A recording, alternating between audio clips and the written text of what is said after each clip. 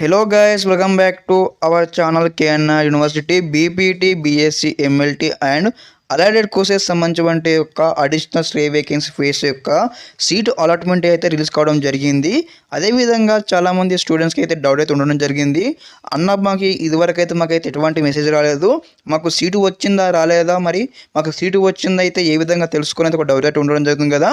ప్రతి ఒక్కరు కూడా అయితే వీడియో చూడండి గైస్. మనం చూసుకున్నట్లయితే కాలేజ్ వైజ్ అనమాట సీట్ అలాట్మెంట్ లిస్ట్ అనమాట, ఇది పీడిఎఫ్ అనమాట. ఇందులో మీరు ఏ కాలేజ్కి వెబ్ ఆప్షన్ ఇచ్చుకున్నారో ఆ కాలేజ్ యొక్క నేమ్స్ అయితే ఇందులో ఉంటాయి కాబట్టి మీ ర్యాంక్ బట్టి అయితే చెక్ చేసుకోండి. మనకి ఇక్కడ ఈ యొక్క డాక్యుమెంట్ అయితే పూర్తి డీటెయిల్స్ అయితే ఉంటాయి, ఎంతమంది ఇచ్చారో ఎంతమంది సీటు వచ్చిందని కూడా ఈ డాక్యుమెంట్ అయితే ఉండడం జరిగింది. కాబట్టి ప్రతి ఒక్కరు కూడా మీకు ఇంకా ఇన్ కేస్ మీకు మెసేజ్ రాకపోతే కూడా మీరు చెక్ చేసుకోండి.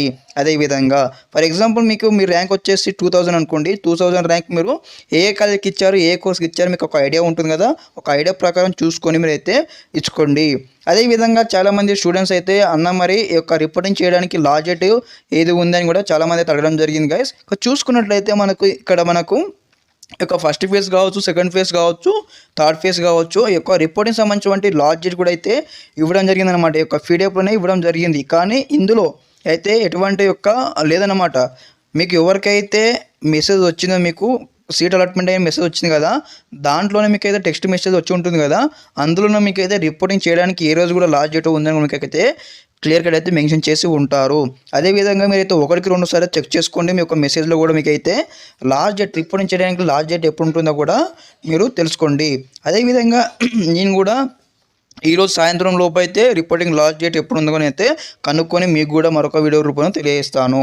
అదేవిధంగా చాలామంది స్టూడెంట్స్ వచ్చేసి కూడా అన్న మరి కాలేజ్ ఎప్పుడు స్టార్ట్ అవుతుంది, మరి 16th స్టార్ట్ అవుతుందని చాలామంది అంటున్నారు కదా. కొన్ని కాలేజీలకు వచ్చేసింది మెసేజ్. అదేవిధంగా కేఎన్ఆర్ అయితే సంబంధించిన యొక్క ఇది కూడా మనకు డాక్యుమెంట్లో కూడా ఒక అఫీషియల్ డాక్యుమెంట్ అయితే రిలీజ్ చేయడం జరిగింది గత కొన్ని వాళ్ళ కింద కూడా.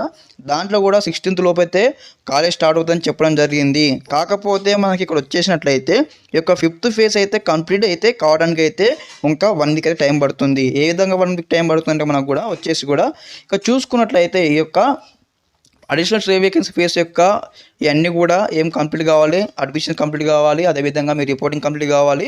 ఇది చేయడానికి కూడా ఒక 4 to 5 days టైం పడుతుంది. అదేవిధంగా మరి నెక్స్ట్ ఫేజ్ కండక్ట్ చేస్తారా చేయరా, 6th ఫేజ్ ఉంటుందా ఉండి కూడా మనం చెప్పలేము.